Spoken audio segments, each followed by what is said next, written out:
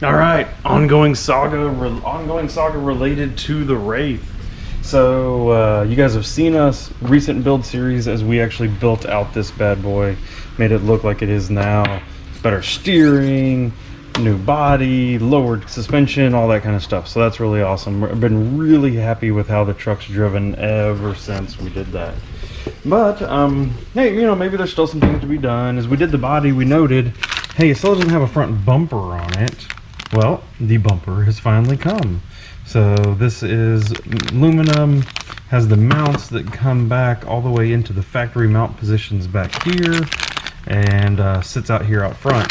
Now, I'll be honest though, I'm not too sure if I'm going to use it because I've kind of gotten used to this like front bobbed look. I really like how that cuts off early. The only sad thing I have now is I threw away the sticker that should go there. I just realized as I was doing the bench cleaning. So I need something for up here.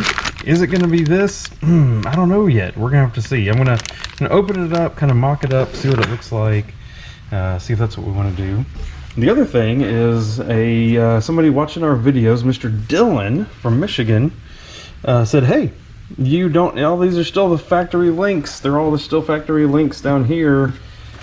Dude, I've got you. Look at that. So, Dylan from Michigan, thank you. These things look awesome. I appreciate that. So, have the links. We're going to put those on and see what that looks like, how that works. Because I've noticed, as we talked about, put this 35 kg servo in here. What I've noticed is it's easier and easier for me to flex this plastic now. Because before the servo was the weak spot. Now the plastic, definitely the weak spot. All right, let's get at it.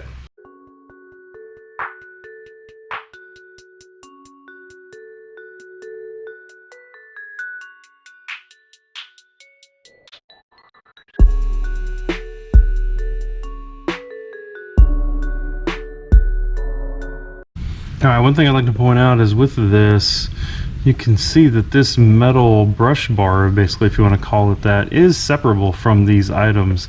Screws on either side here, and you can actually take these sidebars off. I think honestly for my vehicle and how it's set up, especially since I'm assuming this isn't going to set in so tight like this, I'm guessing it's actually going to set out just a little bit here.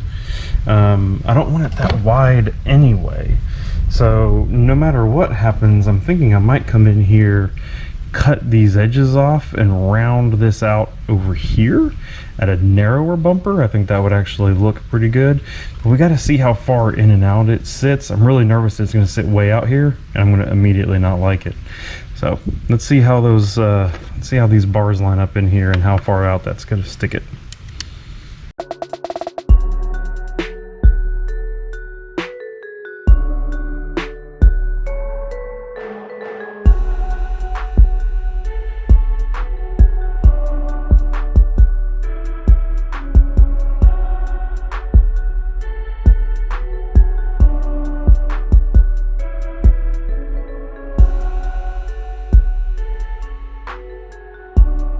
Alright, as you may imagine, because this is how this kind of world works, yeah, that didn't work right.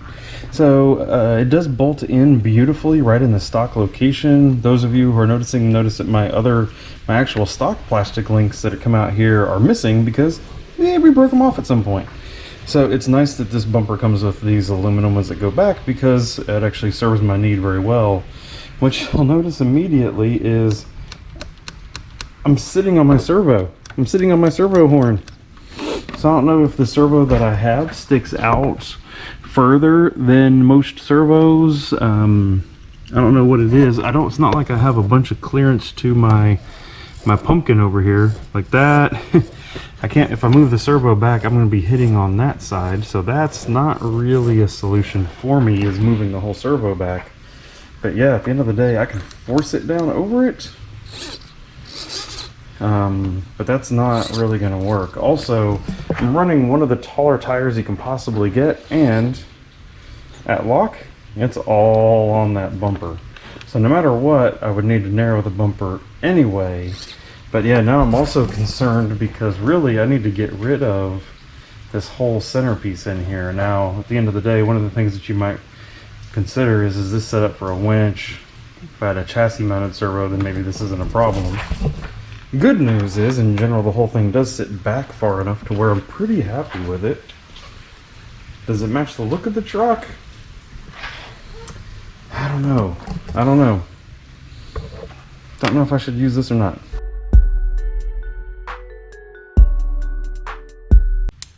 Haha. Solution. Solved.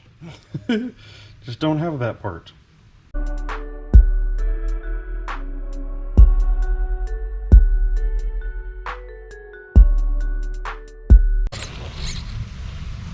Alright, what do we think? So, just a little push bar bumper. Is that better than nothing? Ah, sheesh, I can't tell. I do like the machined look. I do like that. But man, I don't know. I almost think the truck looks better without it, period.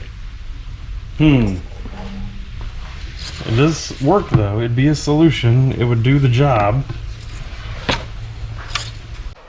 So if you're ever curious why you want to put metal links on your Wraith, watch this right here. That's the reason why you want to replace that link right there. It's because that's not very good. And as it turns out, it's actually not very hard to do that. I'm not pushing on that very hard at all. And it does that. And when it does that to you while you're crawling, one, you look silly, and two, it doesn't crawl very good that way. So that's why this front link is very important. Now, one thing I'm noticing is this link set that I have, it must set up differently because it doesn't have this riser right here to connect this. So either I'm missing a part, or this arm has to also go all the way over here to connect. I'm actually kind of sad about this because what I wanted to do is leave this one here. I wanted to leave that one there for a reason, which is because I've actually seen people break their servos when they had a really big impact because there wasn't another weak spot. Servo was the weakest spot in the whole thing. So I might put this on here for now, but I might also try to find a different alternative that allows me to keep one plastic link in this centerpiece here to serve that weak link purpose.